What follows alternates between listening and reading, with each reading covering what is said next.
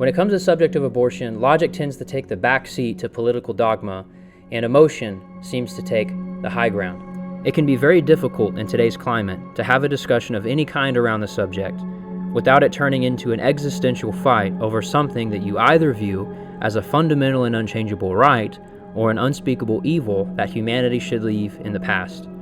And while it may have been said at one point that it was mainly the religious right that was pro-life and the non-religious left that was pro-choice, that can no longer truly be said of the country today. More and more there is an overlap of those who claim the name of Christ while also supporting abortion. The split is no longer just across political or state lines. The split over abortion has now made its way into the pews of American churches. Meanwhile, the arguments made in favor of abortion are an ever-shifting ground, as rare circumstances are often used to justify its continuation. From deformities in the baby, rape and incest, or threats to the life of the mother, all of which, according to multiple studies, make up less than 5% of the reasons for all abortions performed. The overwhelming majority of abortions are performed for elective or socioeconomic reasons that are often spurious and would never pass as a legitimate excuse to take life in a court of law. Despite this, there is an increasing call from progressives to protect and even codify abortion rights, as they often frame it as being about a woman's right to choose. And now, with the Supreme Court having made the decision to overturn Roe v. Wade, our country is on edge. Many pundits and politicians are ramping up the rhetoric, saying that if Roe is overturned, our country will turn into some tyrannical Christian dystopia, not any different than what was depicted in A Handmaid's Tale, a show where women are forced to give birth to powerful white Christian men. And then there are even news outlets talking about the rise of so-called Christian nationalism, which is a poorly defined term vaguely referring to a Nazi-style attempt to overthrow the United States government and replace it with something from the Christian faith. And while most Christians would say that these depictions are laughable at best and hysterical at worst, what is being missed is that there really is a portion of the population that believes this is America's future in a post-abortion world. They really view the entire conversation in terms of its effect on women. And because they don't really view the child as a full human being, they struggle to understand why their political opponents want to force them to give birth to a potential child that they don't want. The claims of hypocrisy run rampant, especially in light of other subjects such as the death penalty or gun control. Because in the minds of many, how can you be pro-life while supporting the death penalty or gun ownership? And let's not forget the other claim that the pro-life crowd does not care about the child after it's born because they don't support any programs that would help the struggling mother. But are these actually fair arguments, or are these just neatly packaged smear campaigns against innocent and good people? And the bigger question for Christians is this: how do we get across the ever-widening chasm over the abortion issue? And how do we address Christians who claim the name of Christ but yet still support abortion themselves? Can they maintain their claim to be Christians? Well, let's discuss all of this.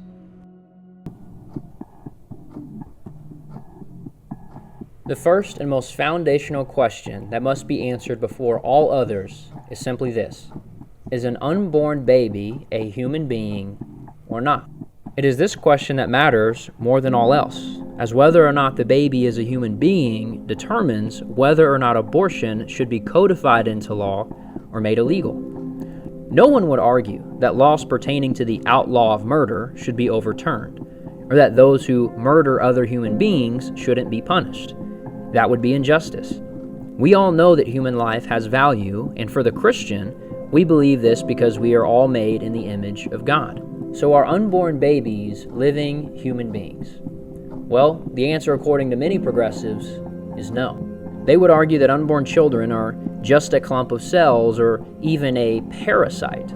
Parasite is a malicious description in this case, not a scientific description of a baby in the womb. A definition of human being is as follows: a man, woman, or child of the species Homo sapiens. So what makes something human? Simply belonging to the human race, determined by your DNA. Unborn children, by definition and biology, are human. They have human DNA, and if left alone, will develop into full adult humans. There is no getting around this simple fact. Now, some might challenge us by saying that an unborn baby is not a living human being. Well, the problem with this is that all scientists agree that any organism that is actively growing and maturing, by definition, must be alive. Non-living things cannot grow, mature, adapt, or change over time biologically. All things which an unborn baby does. So if an unborn child is both living and human, then the question is, should human beings have a right to live or not? Going back to the point that no reasonable person would argue that murder should be legal, as we all believe that human life has value and every person a right to live, then under what argument is there that children in the womb do not have the right to live? It is a living human being just like its mother and father. If murder is the unlawful taking of one human life by another, and unborn children are human beings with life, then abortion is by definition murder. Our laws do not permit the killing of other humans because of grudges, economic circumstances, or an unwillingness to care for them. The only time we allow killing under the law is when life is legitimately threatened. That's the only exception.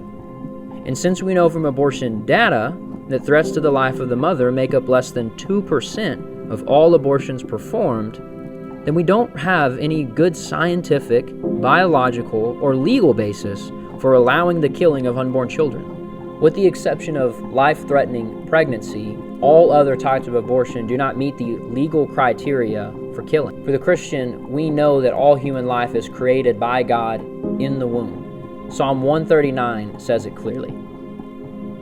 For you formed my inward parts, you knitted me together in my mother's womb. I praise you, for I am fearfully and wonderfully made. When we approach the issue of life, we have to acknowledge that there is neither a good scientific or biblical argument for saying that it does not begin at conception. And no Christian, on any grounds, has the ability to argue against this, unless they would like to dismiss their own scriptures in pursuit of some other commitment.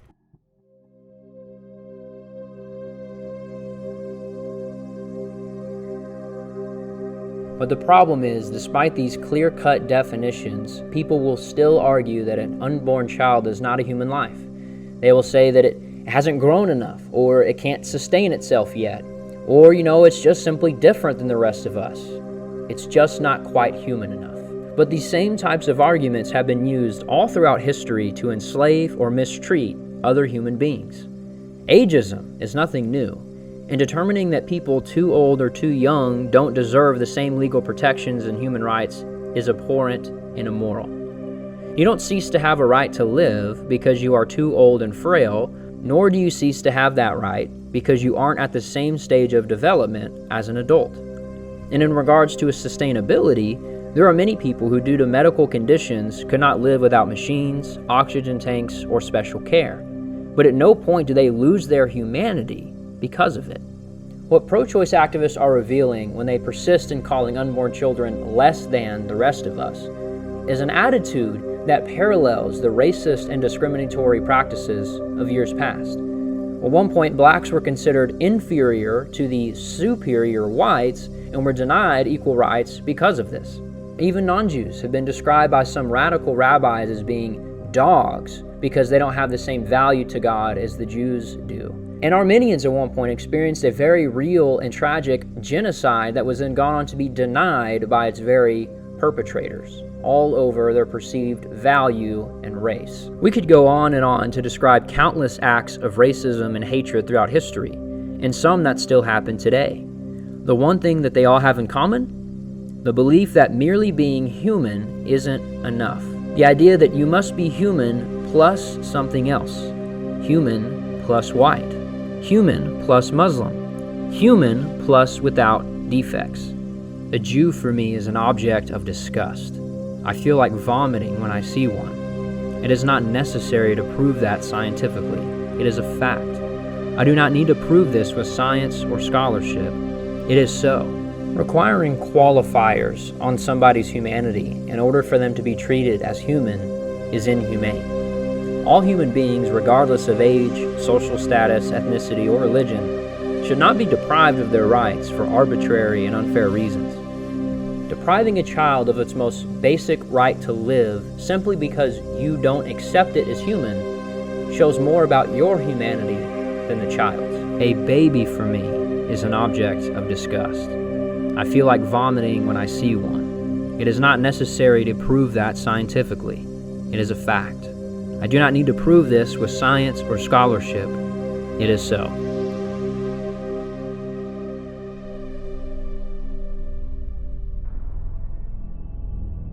But what about those who say that they are pro-life but support things like the death penalty and gun laws?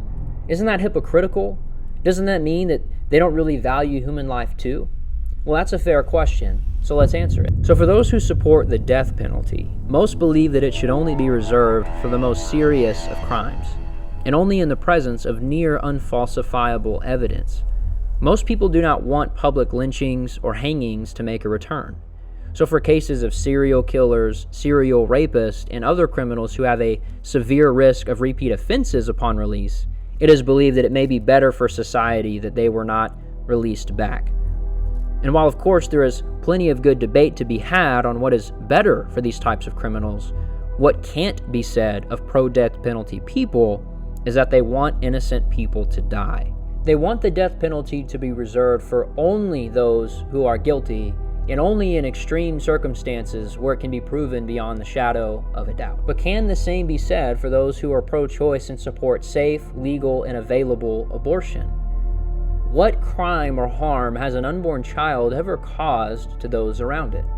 And even when we think of cases where a mother may have been tragically raped and that's just how she conceived her child, the question should be asked, who is more deserving of the death penalty, the rapist or the child? The death penalty conversation highlights a very real split in how people think, and it shows a gap in how each side understands justice and restoration. But it does not reveal hypocrisy among those who say that they are pro-life. Being pro-life is about protecting the innocent, of which unborn children are the most innocent. Being pro-death penalty is about punishing those who are guilty. At worst, being pro-death penalty may lead to some truly repentant criminal not getting a second chance at life. But supporting it does not undermine the pro-life position of protecting the innocent. Well, what about guns then? The Second Amendment has been a long-standing right that has been both debated and celebrated for over 200 years in America. And while of course not everyone on the pro-life side agrees on how far gun rights should or shouldn't go, a fair question can be asked, why would a person who is pro-life support the right to own objects that were explicitly designed for death? And while it certainly seems hypocritical, the question should be asked, does somebody support the Second Amendment because they support murder and crime, or do they support it because they believe in self-defense and using them for sport? The overwhelming majority of gun owners in this country are law-abiding citizens. They do not engage in gun crime and murder and criminal activity. Among them, only a small percentage has ever actually shot somebody, and in those cases, many of them were justified cases of self-defense. Pro-gun people often look at civilian gun ownership as not being any different than police or military gun ownership. They believe that guns are merely a neutral tool that can be used for either immoral or moral purposes, that can be used to take life or protect life. And while the predominance of gun culture in America is a truly unique and often unsettling thing for people, the vast majority of gun owners are not out in the streets killing people for fun. And among pro-life gun owners, we don't hear of cases where a mass shooter went on his rampage inspired by a pro-life belief. To believe in the right to protect others from imminent danger or harm via a gun is not at odds with believing that you should also protect unborn children from imminent danger or harm via the law. In fact, they can go together with the unifying principle of protecting the innocent while punishing the guilty. Putting this all together, even if we said that every single gun death that has ever happened in this country is the direct fault of gun owners, the total amount of gun deaths since 1970 comes out to almost 1.5 million people. And this number, while shockingly high, pales in comparison to abortion in the same time frame. Abortion has taken the lives of over 63 million people. It is almost unfair to even compare the two, as the difference is staggering. If you were to take 63 million people from the population of the United States today, these states would be gone overnight. That is the lasting legacy of abortion. While any innocent life taken is a tragedy, whatever is taking the most life by necessity must be dealt with first. You are free to look at gun owners with shock for the 1.5 million bodies that have filled the streets. But don't be surprised when they look with even greater shock at the tens of millions of more bodies stacked behind the pro-choice fence.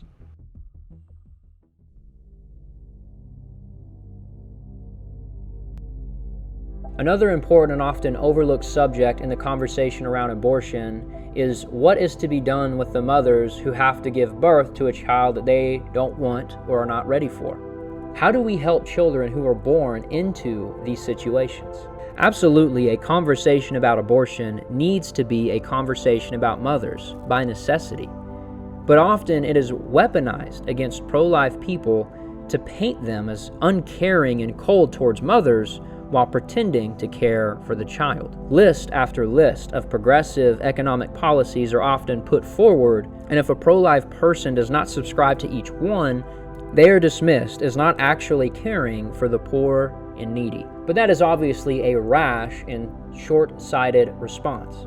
Many people on the religious right give more to charity and adopt more frequently than any other demographic. Among the non-religious, they give about $700 annually to charitable causes, while religious people give an average of $2,900 annually. And when it comes to adoption, Christians specifically adopt at over twice the national rate. And among the pro-life side, there is a plethora of support for pregnancy resource centers, adoption agencies, foster care systems, and motherhood support programs. In fact, almost all post-pregnancy support is upheld by pro-life people, as there are currently no pregnancy resource centers that are openly supported by pro-choice organizations. And in fact, there have been numerous incidences of pregnancy resource centers being attacked and vandalized by radical pro-choice groups.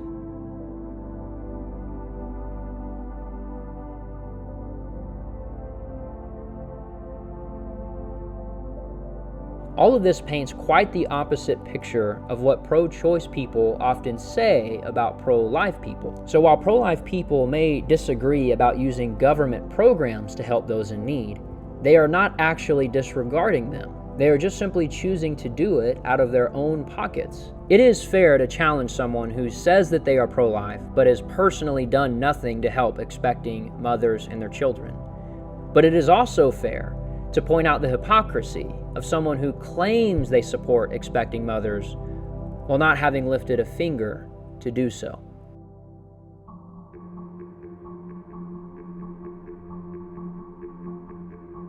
Throughout all of the conversations happening about abortion in this country, both sides need to think in terms of their unifying principle.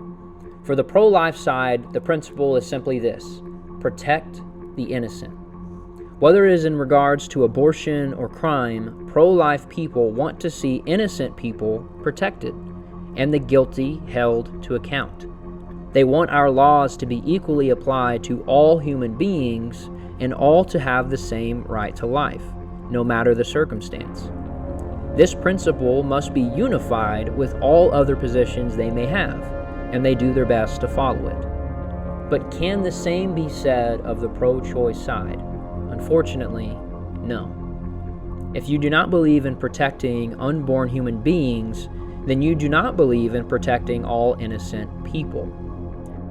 But let's say you are theoretically anti-gun and anti-death penalty too. Doesn't that count for something for protecting the innocent? If your worldview is that innocent unborn children should not have a right to live, while guilty criminals should go free, then you are not protecting the innocent. If you believe that innocent children in the womb can be killed at any time, but innocent children in classrooms should never have to fear gun violence, then you aren't being consistent. To believe in protecting the innocent requires that you also be pro-life. You cannot separate the two. Unborn children are innocent, living human beings. And while, of course, those on the pro-life side are going to disagree about other issues such as gun control and the death penalty, what we all agree on and what Christians are mandated to respect is the right of the innocent to have life.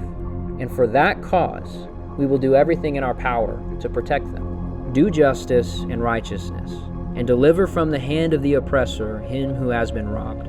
And do no wrong or violence to the resident alien, the fatherless, and the widow, nor shed innocent blood in this place. Because of this, any pro-life position requires that abortion be criminalized. There cannot be a gray area where it is both outlawed, but those guilty of the crime are not punished. Now, this may make some pro-life people uncomfortable, but consistency demands it. If abortion truly is the unlawful taking of an innocent child's life, then we cannot deprive the child of justice by letting those who murdered it go free. The only reasonable exception to this being when the pregnancy itself is a threat to the life of the mother. Legislators have to legislate based upon issues of justice, morality.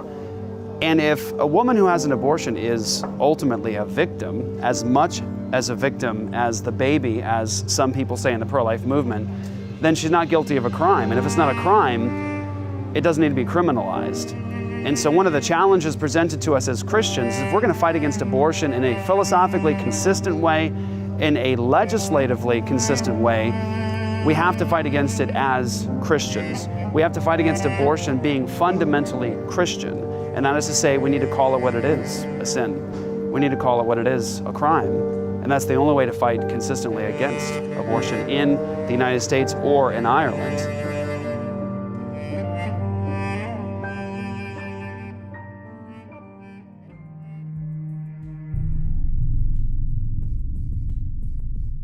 So where does this leave pro-life Christians? How do we try to bridge the chasm between those that support abortion and those that don't, especially within the church?